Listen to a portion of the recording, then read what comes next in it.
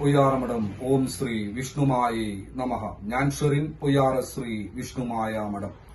നമ്മുടെ ജീവിതത്തില് നമ്മൾ അനുഭവിച്ച വേദനകള്, ദുരിതങ്ങള് നമ്മൾ മറക്കാൻ പാടില്ല. കാരണം ഇങ്ങനെയുള്ള കാര്യങ്ങളെല്ലാം നമ്മുടെ ജീവിതത്തിൽ സംഭവിച്ചു കഴിഞ്ഞപ്പോ നമുക്ക് വേദനിച്ചു, നമ്മൾക്ക് ബുദ്ധിമുട്ടുകൾ ഉണ്ടായി, നമ്മൾ ഒരുപാട് തകർന്നുപോയി എന്നുള്ളത് സത്യമാണെങ്കിൽ നമ്മൾ അതിൽ പേറി നമ്മുടെ ജീവിതം മുന്നോട്ട് പോയിട്ട് എന്താ കാര്യം? ആ സമയങ്ങളിലെല്ലാം നമ്മൾ വിഷ്ണുമായ സ്വാമിയെയും ചാത്തന്മാരെയും വിശ്വസിക്കുകയും സ്വാമിയോട് എന്റെ ജീവിതത്തിൽ ഒരു മാറ്റം ഉണ്ടാവണം, എനിക്ക് ജീവിതത്തിൽ വിജയിക്കണം എന്ന് സ്വാമിയെ വിശ്വസിച്ചുകൊണ്ട് നമ്മൾ പ്രാർത്ഥിക്കുകയും ചെയ്യുമ്പോ നമ്മൾ ആ ദൈവത്തെയാണ് നമ്മൾ ആശ്രയിച്ചിട്ടുള്ളത്. അങ്ങനെയെങ്കിൽ നമുക്ക് ഇങ്ങനെയുള്ള ദുരിതങ്ങളും ദുഃഖങ്ങളും വേദനകളും തന്നവരെ സ്വാമി തകർത്തെറിയുന്നത് കാണാനായിട്ട് നമ്മൾ കാത്തിരിക്കണം. അതിന് ക്ഷമയോടുകൂടി ജീവിക്കുന്നത് തന്നെ ആ ഒരു കാഴ്ച കാണാൻ വേണ്ടിയിട്ടാണ് എന്ന ഒരു പ്രതികാര മനോഭാവമെങ്കിലും നമ്മുടെ ജീവിതത്തിൽ വേണം. ആൾക്കാർക്കെതിരെ പ്രതികാരം ചെയ്യണം എന്നല്ല ഞാൻ പറയുന്നത്. നമ്മുടെ ജീവിതത്തിൽ നമ്മൾ അനുഭവിച്ച ഓരോ കുറ്റപ്പെടുത്തലുകളും വേദനകളും ചതികളും നമ്മൾ ഇല്ലായ്മ ചെയ്യാൻ വേണ്ടി മനുഷ്യന്മാർ ചെയ്തു വെച്ച എല്ലാ പ്രവൃത്തികളും നമ്മളുടെ ജീവിതത്തിൽ നമുക്ക് അനുഭവം ഉണ്ടായാൽ നമ്മൾക്കത് ശരീരത്തെയും മനസ്സിനെയും കുടുംബത്തെയും ജീവിതത്തെയും ബാധിച്ചിട്ടുള്ള സത്യമാണെങ്കിൽ പിന്നെ നമ്മള് തിരിഞ്ഞു നോക്കാൻ പാടില്ല, വിട്ടുകൊടുക്കാൻ പാടില്ല. വിശ്വസിച്ചിറങ്ങിയിരിക്കുക. ആരെ വിശ്വസിച്ചുള്ള? ചാത്തനെ വിശ്വസിച്ചുള്ള. പിന്നെ ചാത്തൻ അത് നടത്തി തരുന്നുള്ള ആ അഗാധമായ വിശ്വാസത്തിലായിരിക്കണം നമ്മൾ മുന്നോട്ട് പോകേണ്ടത്. ഒന്നിനെയും പേടിക്കേണ്ട ആവശ്യമില്ല.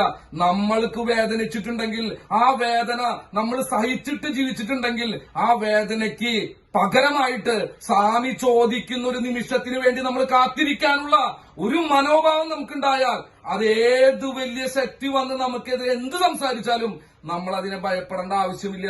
ജീവിതം ഒറ്റെണ്ണുള്ളൂ. ജീവിച്ച് എന്തായാലും നമ്മൾ മരിക്കും. അത് നല്ല രീതിയിൽ ജീവിച്ച് മരിക്കണം എന്ന് മാത്രമേ നമ്മൾ ആഗ്രഹിക്കുന്നുള്ളൂ. നമ്മൾ ആരെയും ഉപദ്രവിക്കാൻ പോകുന്നില്ല. പക്ഷെ നമ്മൾ ഉപദ്രവിച്ചവർ അങ്ങനെ സന്തോഷത്തോടെ ജീവിക്കാനായിട്ട് നമ്മൾ സമ്മതിക്കാനും പാടില്ല. എന്റെ മനോഭാവമാണത്. എന്താ കാരണം? ഞാൻ വിഷ്ണുമായ സ്വാമിയെ അത്രയും വിശ്വസിക്കുന്നു. ഞാൻ വിഷ്ണുമായ സ്വാമിയെ പൂജിക്കുന്നു. എന്തിനു വേണ്ടി വെച്ചാൽ എനിക്ക് ജയിക്കണം, എനിക്ക് ജീവിക്കണം, എനിക്കും എന്റെ കുടുംബത്തിനും സന്തോഷമായിട്ട് ആർക്കെതിരെയും ഒന്നും ചെയ്യാനല്ല, സ്വന്തമായിട്ട് ഈ ഭൂമിയിൽ ജീവിച്ച് മരിക്കാൻ വേണ്ടിയിട്ട് സന്തോഷത്തോടെ ഒരു ദിവസമെങ്കിലും ജീവിക്കണം, സന്തോഷിക്കണം എന്ന ഒരൊറ്റ ആഗ്രഹത്തിന് ആൾക്കാരെന്തു വേണേലും പറഞ്ഞോട്ടെ എന്ന് വിഷ്ണുമായ സ്വാമിയും ചാത്തന്മാരിലും നമ്മൾ വിശ്വസിക്കുന്നുണ്ടെങ്കിൽ നമ്മള് ആ ചെയ്യുന്ന പ്രവൃത്തിയെ കണ്ടിന്യൂസ് ആയിട്ട് ചെയ്യുക, പൂജകൾ കണ്ടിന്യൂസ് ആയി ചെയ്യുക, ഹോമങ്ങൾ കണ്ടിന്യൂസ് ആയി ചെയ്യുക, ഗുരുതി പൂജകൾ കണ്ടിന്യൂസ് ആയി ചെയ്യുക. നമുക്ക് അഗെയിൻസ്റ്റ് എന്തെങ്കിലും തരത്തിലുള്ള ശത്രുബാധാദോഷം, പ്രേതബാധാദോഷം എന്നൊക്കെ പറഞ്ഞിട്ട് നമ്മുടെ ജീവിതത്തിൽ ഭയങ്കരമായ മാനസിക ബുദ്ധിമുട്ട്